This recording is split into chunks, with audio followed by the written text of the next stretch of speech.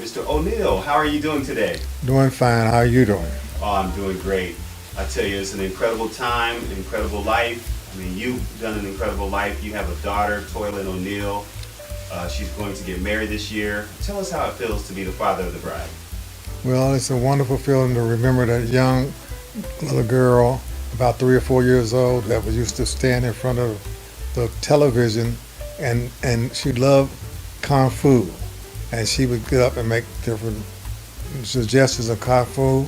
And when I would be on TV for some kind of program years ago, I know it was Mae Johnson that interviewed me on TV. Toy would go. My mother told me that she went up, kissed the TV.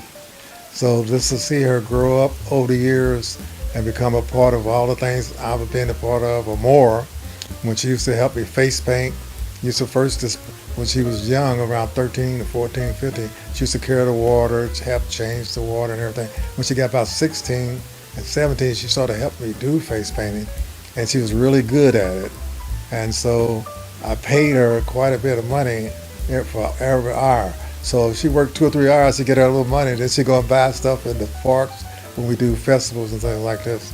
So to see her now grown and grown up and doing things in the arts and in education and working with young people is a great uh,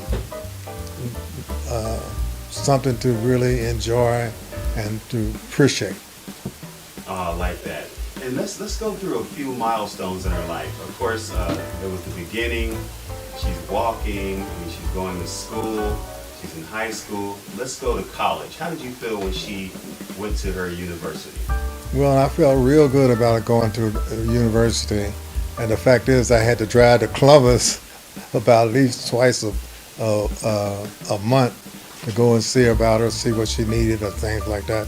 So I remember taking her for the first day, and when she was had to carry her stuff into the school, and that we met friends of mine that was actually over financial aid that made sure she got through the school and helped her and mentored her.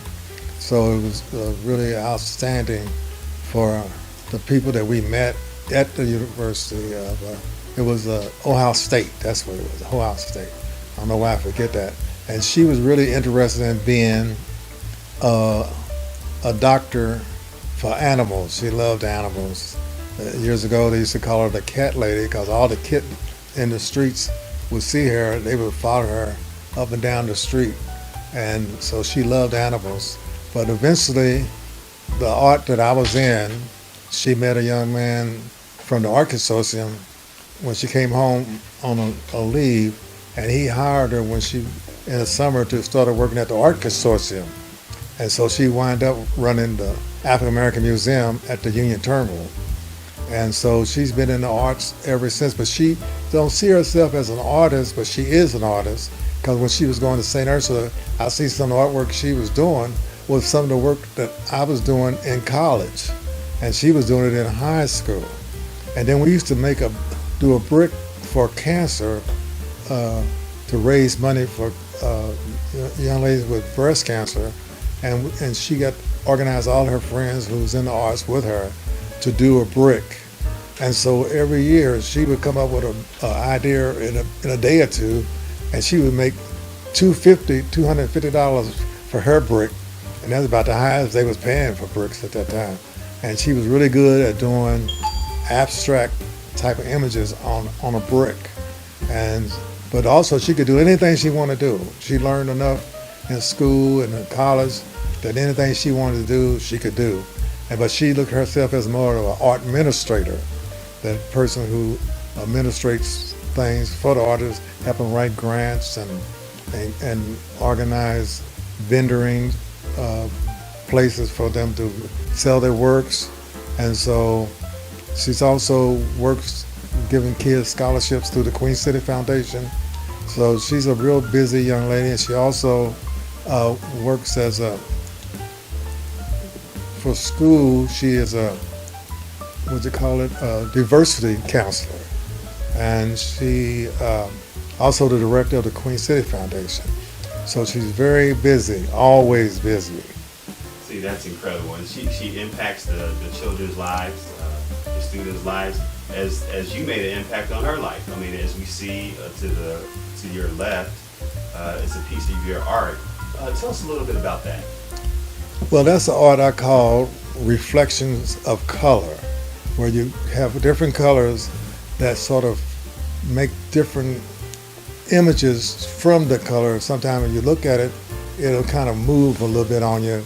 It sort of gives a illusion of what you see, and it's sort of different colors that you put together that actually feed off each other to make different colors or different shapes. And so if you look at it real good, it'll move a little bit one way or another. It's called how the light shines on it.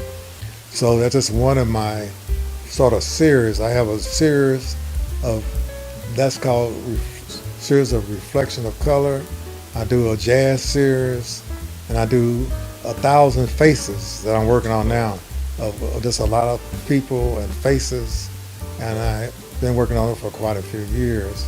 But I usually do a category of paintings, so I have like 20 or 25 paintings of the same series. And that's another thing. Toilynn helps you to organize some of your art shows. She do the art shows, and she's also got me on the internet that shows my work and tells the history about what I do. And she has a lot of other artists. I think it's about anywhere from 10 to 15 artists or more that she has on the website of the New American Art Gallery too, in Cincinnati. So you can go and look at the website, and then it talks about the different artists that works with her. And also she works with other type of artists, not just artists that paint, but dance, speech, poetry, writers, the whole works. That's incredible. So we know she's learned a lot of things from you as far as the art. She's went to school. I mean, she's done some incredible things. Now she's getting married. I mean, she's found the love of her life. And what would you say about that, about your daughter and being able to find someone she loves to spend the rest of her life with? Well, it took her many years to find the right person, and the young man that she found is a nice young man. His family, we all almost like family already, even the day haven't came, but that's the way we feel about each other. So it's a beautiful family that he has, and he's a very energetic, very focused, and I think together they're really going to make an impact on whatever they try to do. And you can see it now. I mean, like you said, the 5K, the Queen City Foundation, Cincinnati Music Fest, Vibe, they've done so many things together. What would you say, just some fatherly advice that you would give to the happy couple? Well, the father advice is that I will be somewhere around to make sure that anything they need and anything I can do to help them, I'll be there. That's incredible. Also, too, just for anyone else watching this video, for other couples, people thinking of looking for their mate, their life, their soulmate, the person to spend the rest of their life for, what kind of advice would you give them? Well, you really have to be young and enjoy life so you'll know how to make the right decision when it comes. Just like myself, I enjoyed my life, and then I met my wife, and then when I met my wife, my whole life changed. And when Tori was born, it made a lot of difference because she was so energetic and so around and showed how she cared for her dad. Because like I say, when she was see me on TV, she'd come and hug the TV, kiss the TV, and then she's been a part of everything I do.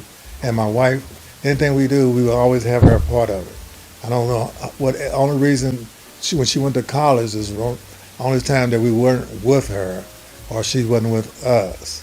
And we never went anywhere that she couldn't go. And that's the way she came up. And also she was an outstanding storyteller. She used to tell stories, and she used to do tapes of her stories. But I used to do a lot of doing things with tape, and sometimes I accidentally would erase one of her tapes. And boy, that was something else. But we got over it, you know. But she was an outstanding storyteller, yes.